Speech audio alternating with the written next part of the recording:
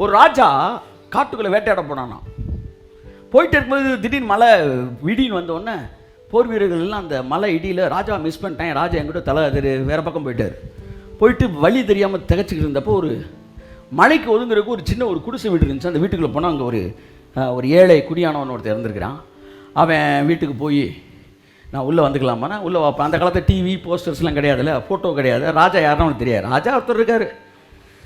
உள்ளே போன உடனே உட்காந்து ரொம்ப குளிர்துன்னு துண்டை கொடுத்துருக்காரு, துவட்டிருக்கிறாங்க, மாற்று உடை கொடுத்துருக்கிறான், போட்டுக்கிட்டான். உடனே ஏதாச்சும் சாப்பிட்றதுக்கு கிடைக்குமானோடனே அந்த ஏழை கூடியான அந்த சாப்பாடை போட்டு சாப்பிடுங்க, நல்லா சாப்பிடுங்க, இன்னும் கொஞ்சம் சாப்பிடுங்க சாப்பிட்ருக்கான். நைட்டு தங்கியிருக்கிறான். அடுத்த நாளும் ஒரு மாதிரி மழை பெஞ்சிக்கிட்டு இருந்திருக்கு, வெளியே போக முடியல. அடுத்த நாளும் தங்கியிருக்கிறான். பரவாயில்ல, அது ஏழை கூடியான மறுநாளும் ஒன்று சாப்பிட்டு 2 நாள் உள்ள தங்கியிருக்கிறாரு. 3வது நாள் மழையெல்லாம் வெறிச்ச உடனே நான் கிளம்பி போகிறேன்னொன்னே சரி பார்த்து போயிட்டு வாங்கினோன்னே கிளம்பும்போது ராஜான்னு அவன்கிட்ட சொல்லவே இல்லை. அவன் போகும்போது சொன்னான்னா, இவன் இவ்வளோ பண்ணியிருக்க, அவனுக்கு எதாவது செய்யணும்னு சொல்லி தன்னுடைய மோதிரத்தை கலட்டி, இதை நீ வச்சுக்க, என்னைக்காச்சும் உனக்கு பிரச்சனைனா நீ இந்த நாட்டுக்கு இந்த மோதிரத்தை மட்டும் காட்டு, நான் இருக்கிற இடத்த உன்னை கூட்டிகிட்டு வந்துடுவான்ட்டான். அவன் சரி ஏதோ ஒன்று ஓகே அப்படின்னு வாங்கி மாட்டிக்கிட்டான். அது எவ்வளோ வேல்யூன்னு அவனுக்கு இன்றைக்கி நம்ம எல்லாருக்கும் அந்த அழைப்புன்ற எவ்வளோ வேல்யூன்னு தெரியாத மாதிரி அவன் தெரியாமல் இன்றைக்கி மாட்டிக்கிட்டான். இவரும் ராஜா சரி வரேன்ட்டு கிளம்பி போயிட்டார். ரொம்ப நாள் ஆச்சு. இந்த வரியை நான் பாட்டு அதை கண்டுக்கவே இல்லை. அந்த மோதிரத்தை அவன் பாட்டு வேலையை பார்த்துட்டு இருந்திருக்கான்.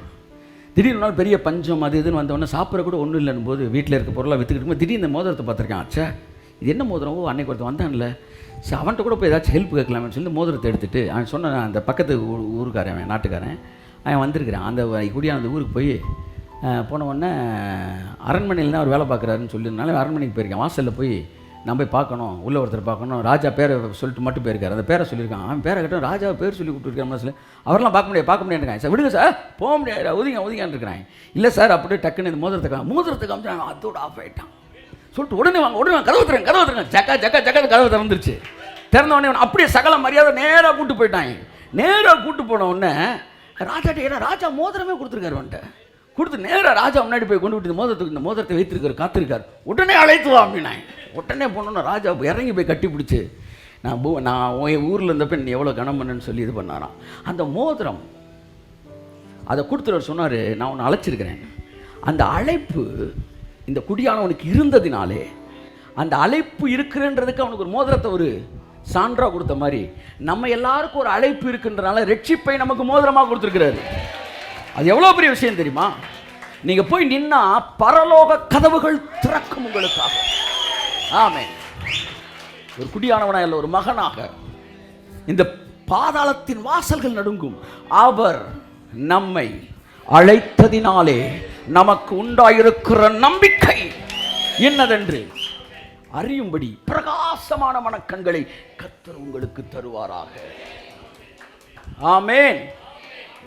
தேவன் ஒரு மனிதனை அழைக்கும் போது அழைத்தவரை குறித்து நீங்கள் அறிகிற அறிவு இருக்கு பார்த்தீங்களா, அது கூட கூட உங்க வாழ்க்கையில கிருபை கூடுமா. 2 பேதுரு 1:3 சொல்லுது. வாசிங்க. அவரை வாசிங்க. 2:3 வாசிங்க. தம்முடைய மகிமையினாலும் காருண்யத்தினாலும் நம்மை அழைத்தவரை அறிகிற அறிவினாலே. அண்டர்லைன் தி வேர்ட். அவ்வளவுதான். உங்களை ஒருத்தர் அழைச்சிருக்காருல்ல, அவரை அறிகிற அறிவினாலே இந்த ஜீவனுக்கும் இனிவரும் ஜீவனுக்கும் வேண்டிய யாவற்றையும் அது உங்களுக்கு தந்துரும். தேவபக்திக்கும் ஜீவனுக்கும் வேண்டிய இந்த அழைத்தவரை நீங்க அறிஞ்சுக்கிட்டீங்கனாலே கர்த்தர் உங்களை ஆசீர்வதிப்பார். உங்கள் வாழ்க்கைக்கு தேவையான எல்லாமே உங்களுக்கு கிடைச்சிரும். ஒன்னே ஒன்று மட்டும் நீங்க புரிஞ்சுக்கங்க. நீங்க யாரு? அழைக்கப்பட்டவர்கள். ஆமென் சொல்லுங்க. அவர் யாரு சொல்லுங்க. அவ்வளவுதான் மேட்ரு. அவ்வளவுதான் மேட்ரு. இது தெரிஞ்சுக்கிட்டா போதும். எங்க வீட்டுக்கு உங்களை நான் கூப்பிட்டுருக்கேன் வெளியூர்ல இருந்து, வாங்க 2 நாள் எங்க வீட்டில் தங்கிட்டு போங்கன்னு. நீங்க வந்துட்டீங்க. வந்த உடனே நைட்டு வீட்டில் ஸ்டே பண்ணி காலையில் எந்திரிச்சோன்னே கேட்குறேன், சரி காலையில் இப்போ எங்கே போய் சாப்பிட்லாம்னு நீங்கள் நினைக்கிறீங்க? காலையில் எந்திரிச்சோன்னே கேட்குறேன், எங்கே சாப்பிட்லான்னு இருக்கீங்க? எங்கே சாப்பிட்லாம்னு? ஏன்டா நீ தான் நான் கூப்பிட்டேன் வீட்டுக்கு. ஆமாம். இல்லைங்க நான் கூப்பிட்டேன், சாப்பாடு நீங்கள் தானே. அட பாவி, நீ கூப்பிட்டினாலே அதுக்குள்ள 2 நாளைக்கு தேவையான எல்லாத்தையும் நீ கொடுக்குறேன்றது அதற்கு மறைமுகமாக இருக்கிறது. அழைத்தவர் தான் பொறுப்பு. ஆமென் சொல்லுங்க. பர்த்திமேன்னு ஒரு குருடன் தாவீதின் குமாரனே நானா, அப்போ எல்லாம் அதட்டினாயலாம். அவர் போயிட்டே இருக்காராம். இன்னும் சத்தமாக தாவீதின் குமாரனே ஒன்று. அவர் நின்று இது பேர் தான் கூப்பிடுறது. ஜெபம் பண்ணல. அவன் என்ன செஞ்சான்? கூப்பிட்டான். இயேசுவே என்ன, அவ்வளோதான். நின்றுட்டாரு. நின்றுட்டு அவனை அழைத்து கொண்டு வா அப்படின்னு உடனே போகிறான். போய் சொன்னான், எழுந்துரு, இயேசு உன்னை அழைக்கிறான். நம்மை அழைத்ததினாலே நமக்கு உண்டாயிருக்கிற நம்பிக்கை இன்னதென்று இந்த செய்தி முடிச்சதுக்கு பிறகுதான் அந்த இயேசு அழைக்கிறார்ன்ற பாடல் கம்போஸ் ஆச்சு. அதுக்கு பிறகுதான் இயேசு அழைக்கிறார்ன்ற அந்த பேனர் வந்து இதாகுது அந்த பாடலுக்கு பிறகு.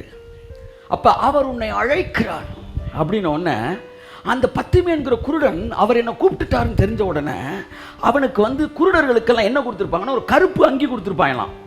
இது எதுக்குன்னா அவங்க நடந்து போகும்போது தூரத்தில் பார்க்குறவங்க, ஒரு பேருக்கு சொல்கிறேன், அந்த காலத்தில் கார் இருந்துச்சான்னு கேட்கக்கூடாது.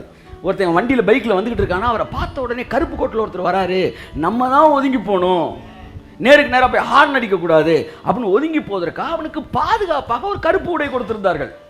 அதனால் எய்த்தாப்பில் வரவங்க அவங்களுக்கு வழி கொடுக்கணும், கிராஸ் பண்ணும்போது ஹெல்ப் பண்ணணும், இதெல்லாம் வந்து அவங்க ட்ரெஸ்ஸை பார்த்தோன்னா தெரியணுன்ட்டு இதை தான் போட்டிருந்துருக்கான். இயேசு உன்னை கூப்பிடுறான்னு சொன்ன உடனே எந்திரிச்சவன் முதல் அந்த கோட்டை எடுத்து தெரிஞ்சான். சார், ஏய் எதுக்குடா எறிகிற, எதுக்குடா எறிகிற? அவர் என்னை அழைத்ததினாலே எனக்கு உண்டாயிருக்கிற நம்பிக்கை. அவர் என்னை கூப்பிட்டுட்டார்ல, இனி நான் திரும்பி வரும்போது பார்வையோடு தான் வருவேன், இனி இந்த கோட்டை எனக்கு தேவை. அவனுக்கு இருந்த நம்பிக்கை உங்களுக்கு கர்த்தர் கட்டவிழ்ப்பாராக. எதிர்ப்பை குறித்து, எதிரிகளை குறித்து, பில்லி சூனியத்தை குறித்து, பேய்களை குறித்து, அசுத்தாவிகளை குறித்து, பிசாசுகளை குறித்து, சாத்தானை குறித்து. ஒருத்தர் சொல்ற அசுத்தாவி வேற, பிசாசு வேற, சாத்தான் வேற, அன்கிளீன் ஸ்பிரிட்ஸ் வேற, சாட்டன் வேற, டெவில் வேறன்ற. அட்டப்பா, இவ்வளவு கேட்டகரி பிரிச்சிருக்கீங்களாடா நீங்க. இதெல்லாம் படிச்ச நீ, உன்னை அழைத்தவர் எப்பேற்பட்டவர் நீ படிச்சிருந்தா உன் தலைமுடி ஒன்றும் கீழே விழாது. இயேசு உங்களை அழைத்திருக்கிறார். அந்த பத்திமையை மட்டுமல்ல, அவர் சொல்லுகிறார், இதோ நான் நீதிமான்களை அல்ல பாவிகளையே மனம் திரும்புவதற்கு ஏதுவாய் அழைக்க வந்தேன் என்று சொன்னார்.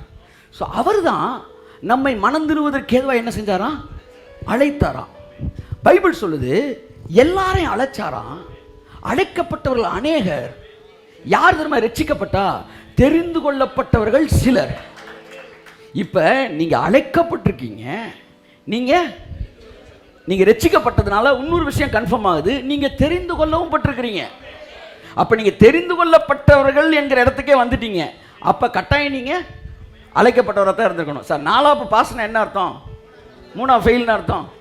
4 ஃபெயிலு, நான் 3 பாஸ். அண்ணே நீங்கள் 4 ஃபெயில்னே, நான் 3 பாஸ்னே. யாருண்ணே பெரிய ஆளு? சரி, நீங்கள் 4 பாஸ் ஆகிட்டீங்கன்னா 3 ஃபெயில்னு அர்த்தம். நீங்கள் தெரிந்து கொள்ளப்பட்டீங்க என்ன அர்த்தம்? நீங்கள் அழைக்கப்பட்டவர்கள். நீங்கள் அழைக்கப்பட்டதுனால தான் நீங்கள் ரட்சிக்கப்பட்டிருக்கிறீங்க. அப்போ நன்றாக புரிந்து கொள்ளுங்கள், நீங்கள் அழைக்கப்பட்டுட்டீங்கனாலே உங்கள் லைஃபு இன்னொரு கவர்மெண்ட்டுக்குள்ளே வந்துருச்சு.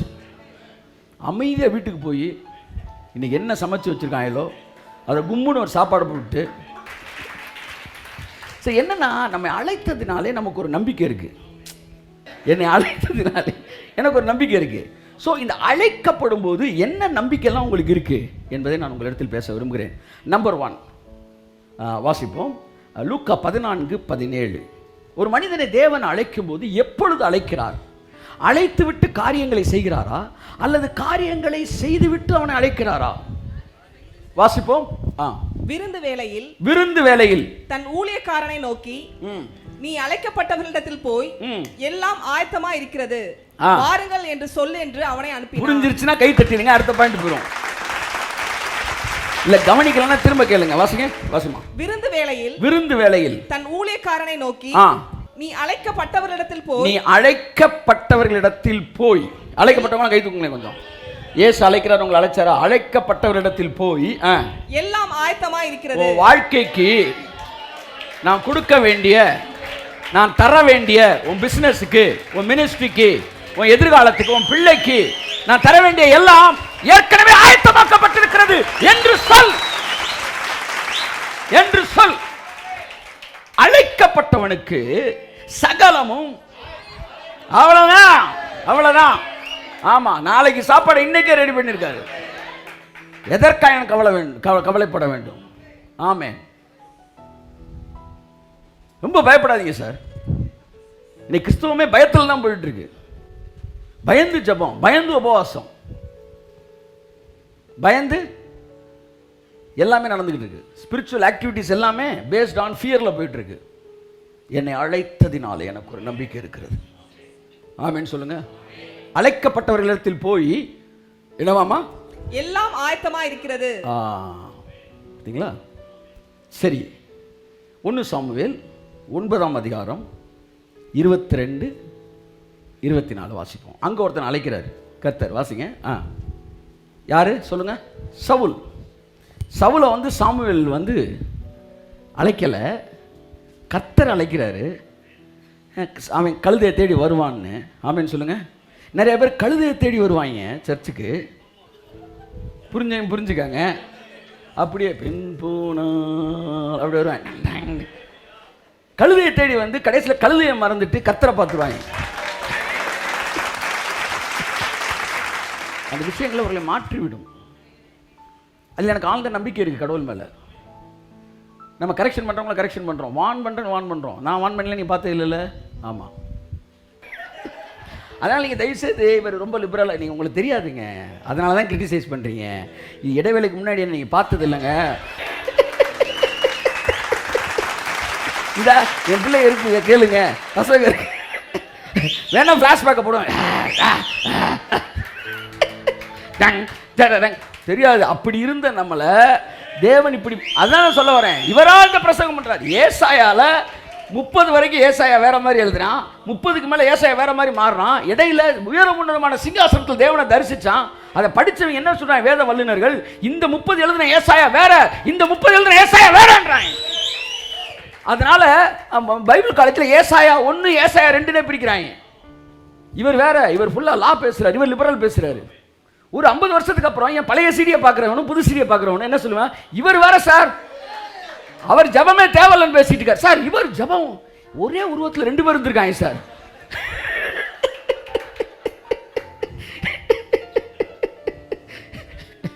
அதான் கிறிஸ்துவுக்குள் வந்தோடனே நீங்க புது சிருஷ்டி ஆகுறீங்க. என் அன்புக்குரியவர்களே, இங்க சவுலை கர்த்தர் அழைத்து, சவுல் வருவதற்கு முன்பாகவே சாமுவேல்கிட்ட சொல்றாரு. என்னன்னா, சவுல் என்ன செய்ய போறான்? வரப்போறான்.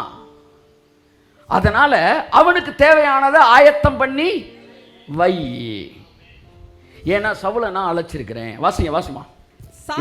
சாமுவேல் சவுலையும் அவன் வேலைக்காரரையும் போஜன சாலைக்குள் அழைத்து கொண்டு போய் அவர்களை, இங்க பாருங்க, சாமுவேல் ஒரு ஊருக்கு வந்திருக்காரு. பெரிய பெரிய அந்த ஊர்ல இருக்க பெரிய பெரிய மிராசுதார்கள், பெரிய பெரிய ஆட்கள், இவங்க எல்லாம் ஒரு 30 பேர், 30 33 தெரியல. இவங்க எல்லாம் சவுல் கூட உட்காந்து சாமுவேல் கூட உட்காந்து சாப்பிட்றாங்க. அது ஒரு பெரிய ஒரு கணம். அவங்களுக்கு சாமுவேல் கூட சாப்பிட்டோம், சில சொல்லுவாங்க நாங்கள் டிஜிஎஸ் கூட உட்காந்து சாப்பிட்ருக்கோம், நாங்கள் வந்து ஃபாதர் கூட உட்காந்து சாப்பிட்ருக்கோம், அண்ணன் எசேக்கியா கூட உட்காந்து சாப்பிட்ருக்கிறோம். அது எங்களுக்கு ஒரு கணத்துக்குரிய விஷயம் என்பது போல் அங்கே சாமுவேல் கூட உட்காந்து சாப்பிட்றேன். ஏன்னா நேஷனல் லெவலில் பெரிய ப்ராஃபிட் அவன். எல்லாம் உட்காந்து இருக்கும்போது சாமுவேல் வந்து சவுலை போய் கூட்டிட்டு வரான், போஜன சாலைக்கு கூட்டிட்டு வந்து. வாசிமா. அவர்களை அழைக்கப்பட்டவர்களுக்குள்ளே தலைமையான இடத்திலே, that is leadership calling. அது அடுத்த லெவல். அதை பத்தி இப்ப நான் பேசல, நான் அழைக்கப்படுறதை பத்தி பேசுறேன். அழைக்கப்பட்டவர்களுக்குள்ளே தலைமையான இடம் என்பது அடுத்த விஷயம். அழைக்கப்பட்டவர்களுக்குள்ளே கொண்டு வந்து சவுல் என்ன செய்யறான்? வைத்தான். அடுத்து அழைக்கப்பட்டவர்கள் ஏறக்குறைய 30 பேராய் இருந்தார்கள். 30 பேர் இருந்திருக்காங்க. ரைட்டு. பின்பு சாமுவேல் சமையற்காரனை பார்த்து, எனக்கு ரொம்ப பிடிச்ச வசனம் இது, பைபிள்ல பிடிச்ச வசனங்களில் ஒன்று. நான் உன் கையிலே ஒரு பங்கை கொடுத்து வைத்தேனே. ஆமா சார், அது இட்லி மூடியை போட்டு மூடி வச்சிருக்கிறேன், அது ஹாட் பேக்கில் போட்டு வச்சிருக்கேன் சார், சூடாக இருக்கு. ஆமாம், ஒரு பங்கு ஒரு பீஸ் எடுத்து வச்சேன்ல, அதை கொண்டு வந்து வை என்றான். அதை கொண்டு வந்து சவுல் பிளேட்டில் வைடான்றான். சவுல் இன்னைக்கு வரான், ஆனால் இவன் வர்றது முன்னாடியே தெரிஞ்சு சவுல் 2 மணிக்கு வரான். 12:30 மணிக்கே கிச்சனில் போய் சாமுவேல் சொல்கிறான், ஒரு பீஸ் எடுத்து வை, ஒருத்தர் வராருன்றான். கையை தட்டு. இது புரிஞ்சிருச்சுன்னா நீங்கள் ரோட்டில் போகிற பீஸுக்கு பின்னாடிலாம் போக மாட்டீங்க. பீஸை இழந்து தவிக்க மாட்டீங்க. ஏன்னா எனக்கு ஒரு மாஸ்டர் பீஸை அவர் எடுத்து வச்சிருக்கிறார். என்னை ஒருத்தர் அழைச்சிருக்கிறாரு. சாமுவேல் சவுலுக்கு ஒரு பீஸ் எடுத்து வச்சிருப்பான்னா எனக்கு ஏசுனார் ஒரு பீஸ் எடுத்து என்கிற விசுவாசம் தான் காப்பாற்றியது ஒழிய என்னுடைய ஜெபம் தப்பு செய்யக்கூடாது. அவன்லாம் விழுந்துருவான் சார், அவங்க எழுதி வச்சு விழுந்துருவாங்க. ஆனால் ஜெபம் அல்ல, நம்பிக்கை. அவர் நம்மை அழைத்ததினாலே நமக்கு உண்டாயிருக்கிற நம்பிக்கை. கர்த்தர் ஆண்டவனே நம்ம பக்கம் இருக்கிறான் என்பது இளைஞர்களுக்கு வந்துருச்சுன்னா அவன் பாட்டுக்கு ஜேம்ஸ் அது போகவே மாட்டாங்க. இளமையிலே அவர்களுக்கு பரிசுத்தத்தை பேசாதீர்கள், விசுவாசத்தை பேசுங்கள். ஏனென்றால் விசுவாசிக்கிறவர்களாகிய பரிசுத்தவான்களாகிய விசுவாசிகளுக்கு அப்படி எழுதுறாரு. விசுவாசிகளாகிய பரிசுத்தவான்களுக்கு எபேசியர் 1 தொடங்குறாரு. அப்படின்னா என்ன அர்த்தம்னா, எவன் விசுவாசிக்கிறானோ அவன் தான் பரிசுத்தவானா. நீங்கள் விசுவாசிட்டீங்கனாலே ஆட்டோமேட்டிக்காக பரிசுத்தம் மாதிரி வந்துருமா. என்னடா கர்த்தர் இருக்கிறாரு அப்படின்ற இடத்துக்கு நம்மளை கொண்டு வந்துடும். இது உங்களை டிரான்ஸ்ஃபார்ம் பண்ணிடும். என் அன்புக்குரிய ஒரு பீஸ் எடுத்து வச்சிருக்கிறான். நான் உங்களுக்கு சொல்கிறேன், உங்க எல்லாருக்கும் எடுத்து வச்சிருக்கிறாரு. நல்லா சந்தோஷமாக கை தட்டுங்க. எல்லாருக்கும் எடுத்து வச்சிருக்கிறாரு. பொருளாதாரத்தில் வாலிப பிள்ளைகளுக்கு, வாலிப பசங்களுக்கு சொல்கிறேன். அதனால் உங்கள் கண்கள் மேன்மையாகவே நோக்கட்டும். எல்லாருக்கும் ஆசீர்வாதங்கள் எடுத்து வச்சிருக்காரு. நல்ல வாழ்க்கை இருக்குது. குழந்தை இல்லாதவர்களுக்கு உங்கள் குழந்தைய தேவன் எடுத்து வச்சிருக்கிறார். ஆமாம், பேர் வரைக்கும் வச்சிருக்கிறார்.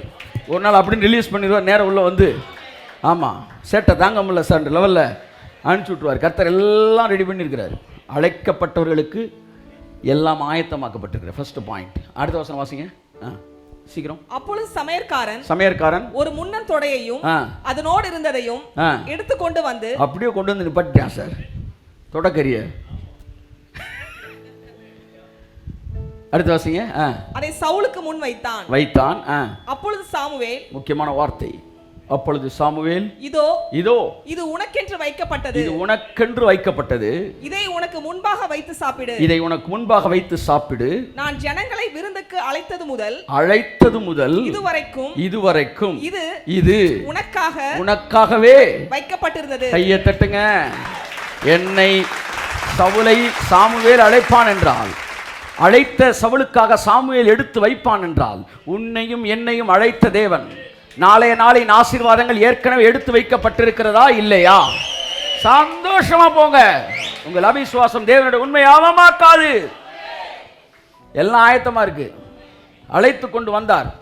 அழைச்சிட்டு வர்றனா எல்லாம் ரெடியா இருக்கு. ஆதியாகமம் 2:15 வாசிங்க. இங்க பாருங்க. முதலாவது யாரை படைச்சார் கர்த்தர்? ஆதாமையா ஏவாளையா? வெளிச்சத்தை படைச்சாருங்க. முதல் வெளிச்சத்தை படைச்சார். அடுத்து மேகத்தை படைச்சாரு. தண்ணியிலேருந்து தண்ணியை பிரிச்சாரு. அடுத்து தரையை இது பண்ணார். அதுக்கப்புறம் மரங்கள். அடுத்து சூரியன். அடுத்து சூரியன் சந்திரன் ஐட்டம். அடுத்து கடல், பறவை. அடுத்து மனுஷன். அப்படி படிக்கிறார்.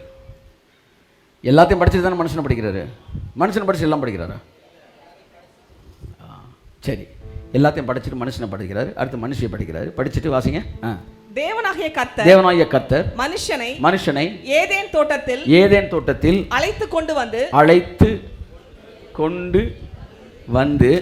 அதை பண்படுத்தவும். இங்க பாருங்க. அப்ப தோட்டம் ஏற்கனவே இருந்துச்சா இல்ல அதுக்கப்புறம் படைச்சாரா? அப்ப உங்க ஏதேன் தோட்டம் ரெடியா இருக்கு. கைத்தட்டுங்க அவருக்கு. ஆமென். ஏதேனை ரெடி பண்ணிட்டு உங்களை கூட்டு வர்றாரு. நல்லா யோசிக்கணும். நல்லா சந்தோஷமா இருங்க. ஏன் ஏதேன் தோட்டம் தயாரா இருக்கு. ஏதேன் தோட்டத்தை படைச்சிட்டு தான் அழைச்சிக்கிட்டே வராரு. அப்போ உன்னை அழைத்த தேவன் நேற்று ஒன்று அழைச்சாருன்னா முந்தா நேத்தே ஏதேன் தோட்டம் ரெடியாக இருக்கு. ஒரு ஆமென் சொல்லுங்க. என்னை அழைத்திருக்கிறார் ஒருவர். என்னை அழைத்ததினாலே எனக்கு ஒரு நம்பிக்கை இருக்கு. பைபிளை யாரெல்லாம் அழைச்சிருக்காரு அவனுக்கு எல்லாம் ரெடி பண்ணி தான் அழைச்சிருக்காரு. அதனால நாளைய தினத்தை பற்றி நீ கவலைப்படாத. அது எல்லாம் எனக்கு ப்ரிப்பேர்டாக இருக்குது. அதனால் எவனை அழிக்கணும், எவனை தாக்கணும், எவனை போட்டு விடணும், எவனுக்கு தீ வைக்கணும், எவனை உட்காந்துருக்க சேரு கீழே வெடி வைக்கணும் என்று யோசிக்க வேண்டிய அவசியம் எனக்கு இல்லை. என் சேருக்குள்ளே வெடி வச்சாலும் அமைதியாக உட்காந்துருப்பேன். கடைசியில் அவன் வெடியை வச்சுட்டு பத்தி எடுத்துட்டு பிறகு பத்தியை வச்சுட்டு வெடி எடுத்துட்டு போயிடுறேன். அவன் டமால் வெடிக்குது. என்ன அங்கே வெடிக்குன்னா சாரி மருந்தவளை பத்தி வச்சுட்டு வெடி எடுத்துட்டு போயிட்டான். எனக்கு கீழே இருக்க ஒருத்தர் தீபாவளிக்கு ஒருத்தர் சின்ன வயசில் போட்டுக்கிட்டே இருந்தேன், டம்முன்னு வெடிச்சுக்கிட்டு இருந்துச்சு. திடீர்னு டம்முன்னு இங்கே சத்தம் கேட்டுச்சு. என்னன்னா பேசிக்கிட்டே இருந்தேன், பத்தியை போட்டான், வெடியோ கன்ஃபியூஸ் பண்ணி விட்டுருவாரு. The tables were turned. நம்மை அழைத்ததினாலே நமக்கு உண்டாயிருக்கிற நம்பிக்கை. ஆமென். நம்ம அழைச்சதுனால எபிரேயர் 9:15 சொல்லுகிறது. ஒரே ஒரு வசனம் வாசிங்க, நான் எக்ஸ்பிளைன் பண்ண முடிச்சிட்டு போறேன். ஆகையால் முதலாம் உடன்படிக்கையின் காலத்திலே நடந்த அக்கிரமங்களை நிவர்த்தி செய்யும் பொருட்டு அவர் மரணம் அடைந்து அழைக்கப்பட்டவர்கள் வாக்குத்தத்தம் பண்ணப்பட்ட, எது வாக்குத்தத்தம் பண்ணப்பட்ட? நித்திய சுதந்திரத்தை. எது நித்திய சுதந்திரம்? அடைந்து பரலோகம். பழைய ஏற்பாடு கானான், புதிய ஏற்பாட்டில் பரம கானான். அழைக்கப்பட்டவர்கள் நித்திய சுதந்திரத்தை அடைந்து கொள்வதற்காக புது உடன்படிக்கையின் மத்தியஸ்தராய் இருக்கிறார். அப்ப உங்களை எதுக்கு அழைச்சிருக்காரு? நித்திய சுதந்திரத்தை, பரலோகமாகிய நித்திய சுதந்திரத்தை அடைந்து கொள்ளுவதற்காக உங்களை அழைத்திருக்கிறார். அப்படின்னா என்ன அர்த்தம்? உங்களை அழைச்சது காரணமே அவங்க கூட்டிட்டு போறதுக்கு தான். ஆமென். சென்னைக்கு கூட்டிட்டு போறேன், ஒரு சென்னைக்கு கூட்டிட்டு போறேன்னு சொல்லி ஒரு டிரைவர் உங்களை வண்டியில் ஏற்றுறாரு. அவர் சேஃபா உங்களை சென்னைக்கு கூட்டிட்டு போயிடுறாரு. பாம்பே கூட்டு போறேன்னு ஒரு ஆள் ட்ரெயின் ஓட்டுறாரு, ட்ரெயினில் ஏறுறீங்க, அவர் சேஃபாக அவங்கள பாம்பேக்கு கூட்டு போயிடுறாரு. மலேசியா கூட்டு போறேன்னு ஃப்ளைட்டில் ஏறுறீங்க, அந்த பைலட் சேஃபாக மலேசியாவுக்கு, ஆனால் பரலோகத்துக்கு கூட்டு போறேன்னு ஏசுநாதர் உங்களை கூட்டிட்டு போய் நடுத்தரில் விட்டுட்டு போயிடுறாரு. இப்போ இந்த ஏசுநாதரை விட யார் சிறந்தவர்? பைலட் சிறந்தவர், அந்த ட்ரெயின் ஓட்டுறவர் சிறந்தவர், அந்த பஸ் ஓட்டுறவர் சிறந்தவர். இவங்களை கூட கடவுளை வச்சிருக்கலாம், ஏன்னா அவங்களாம் சொன்னதை செஞ்சுட்டாங்க, இவரால் சொன்னதை செய்ய முடியலை அப்படின்னு வருமா? இவங்கெல்லாம் சேஃபாக சொன்ன இடத்துக்கு கொண்டு போவாங்கன்னா, அவர் உன்னை எங்கே கொண்டு போகிறேன்னு சொன்னாரோ, எதை சொல்லி உன்னை கூப்பிட்டாரோ அங்கே கொண்டு போய் உன்னை சேர்ப்பார். ஐயா என்ன போட்டு போங்க கன்ஃபியூஸ். நான் உங்களை ஐஸ்கிரீம் வாங்கி தரேன் வாங்கன்னு கூட்டிகிட்டு போகிறேன், இந்தியா பார்டருக்கே கூப்பிட்டு போயிடுறேன். சில சொன்ன வாங்க சார், இங்கே தான் சார்னு. வீடு எங்கே இருக்குது? இங்கே தான் சார் இருக்குது, மெயின் ரோட்டில் இருக்குது சார் நிலம், வாங்க சார் கூப்பிட்டு போனால் அங்கே பாகிஸ்தான் தீவிரவாதிகள் ஃபுல்லாக இதில் இருக்காங்க. என்னென்னா இதான் இந்தியா பார்டர், இங்கேக்குள்ள தான் அவங்க லேண்டு, இங்கே நீங்கள் வந்து கேம்புக்கு போடலாம். கேம்ப் இங்கே போடவா? இது வந்து மிலிட்ரி கேம்பியா? நான் சொல்கிறேன் ஃபயர் கேம்ப். இப்படி உங்களை 40 வருஷம் கூட்டிகிட்டு போய் ஐஸ்கிரீம் வாங்கினேன்னு உங்களை வந்து ஒரு 10 கிலோமீட்டர் கூப்பிட்டு போய் இல்லை தீர்ந்து போச்சு அப்படின்னு டக்குன்னு பைக்கில் கையை விட்டு அப்படின்னு காமிச்சா, உங்களை கூட்டிகிட்டு போய் இல்லைன்னு சொல்லி அனுப்பிச்சி விட்டா, அந்த கூட்டிகிட்டு போய் இல்லைன்னு சொன்னானே அது எவ்வளவு கேவலமான ஒரு செயல் தெரியுமா? இழிது ஈயன இறத்தல் எளிது, அதினம் எளிது ஈயன நிறுத்தல். நல்லா என்ன இருந்தீங்கன்றீங்கள? கேட்கறதே அசிங்கமா, கேட்கக்கூடாதான். அதை விட அசிங்கம் என்ன தெரியுமா? ஒருத்தன் கேட்டுட்டு இல்லைன்னு அவன் சொன்னான்னு வச்சுக்காங்களேன், சொன்னவனுக்கு அதை விட அசிங்கம். அப்போ எப்பேற்பட்ட தேவன் உன்னை கூட்டிட்டு போய் சேர்ப்பேன்னார்னா அவர் கொண்டு போய் உன்னை சேர்ப்பாரு. அழைத்ததினாலே எனக்கு ஒரு நம்பிக்கை. ஆமென் சொல்லுங்க. உங்களுக்கு இன்விடேஷனை கொடுத்து நீங்க வந்துருங்க சார் கல்யாணத்துக்குன்னு சொல்லி கல்யாண வீட்டில் வாசல் வச்சு உங்களை வெளியே அனுப்புவாங்களா? அது எவ்வளோ பெரிய அசிங்கம். அப்போ உங்களுக்கு ஒரு இன்விடேஷன் கொடுத்தாரு, பரலோகத்துக்கு வாடான்னு. ஐயா அதுக்கு தேவையான கரையா நான் கொடுத்துறேன்டா, நீ வாடான்னாரு. இப்போ பரலோகத்துக்கு போகிறதுக்கு என்ன தேவை? இன்விடேஷன் போதும். நீங்கள் அதை காமிக்கும் போது உங்களுக்கு பரலோகம் திறந்துடும். ஸோ இன்விடேஷன், அந்த காலிங், அது உங்களுக்கு கன்ஃபர்மேஷனை தருது. ஏன்னா பரலோகத்துக்கு உங்களை கொண்டு போய் அது சேர்க்கும். நீதிமானாக வேணாமா?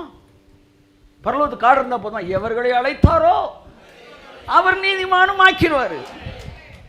கரையத்தை அவர் கொடுத்து உங்களுக்கு நீதிமான் ஆக்கிடுவார். ஆமென் சொல்லுவோம். Okay, everything is prepared. First point. Second point, நித்திய சுதந்திரம் உங்களுக்கு கன்ஃபார்மா இருக்கு. பக்கத்தில் தட்டி சொல்லுங்க. ஆமாம், கர்த்தர் உங்களை ஆசீர்வதிப்பார். ரோமர் 9:11 சீக்கிரம். உங்கள் வாழ்க்கையில் தேவன் வைத்திருக்க தீர்மானங்களை செய்து முடிப்பார். 9:11 சீக்கிரம். பிள்ளைகள் இன்னும் பிறவாமலும் நல்வினை தீவினை ஒன்றும் செய்யாமலும் இருக்கையில் தேவனுடைய தெரிந்து கொள்ளுதலின்படி இருக்கிற அவருடைய தீர்மானம். எல்லாம் சொல்லுங்க அவருடைய. எல்லாம் சொல்லுங்க அவருடைய. எல்லாரும் என்ன பேசலாம்? அவருடைய. என்ன ஊழியக்காரன் ஆக்கணுன்றது அவருடைய. ஆமாம், நீங்கள் வந்து ஒரு பிஸ்னஸ் மேனாக இருக்கணும்னா அது தேவன் உங்கள் மீது வைத்த நீங்க பணக்காரனான தேவன் உங்க மீது வைத்த, நீங்க நல்ல வாழ்க்கை வாழணும் தேவன் உங்க மீது வைத்த தீர்மானம். இந்த தீர்மானம் அப்படின்னா டெசிஷன். அவர் டெசிஷன் எடுத்தாராம். இந்த தீர்மானத்தை நிறைவேற்றுவதற்கு தேவன் எதன் அடிப்படையில் நிறைவேற்றாராம்? வாசிங்க. இந்த தீர்மானம் கிரியைகளினாலே நிலை நிற்காமல், it is not established on your deeds. உங்க டீட்ஸ்ல, உங்க வேலையில நீங்க செய்யற நல்வினை தீவினையை வச்சு தீர்மானம் போட்டா கதை என்ன ஆயிரும்? கந்தலாயிரும். உங்களை நம்ப முடியாது. நீ 9 மணிக்கு வரேன்னு சொன்னே 12 மணிக்கு திடீர்னு வருவீங்க. உங்களை நம்பி ஒரு காரியத்தை அவர் செய்யவே. அப்ப அவருடைய தீர்மானம் எதன் அடிப்படையில் நிலை நிற்கிறது? உங்களுடைய கிரியையின் அடிப்படையில் அல்ல, அழைக்கிறவராலே நிலை நிற்கும். நல்லா நல்லா கைத்தட்டுங்களேன்.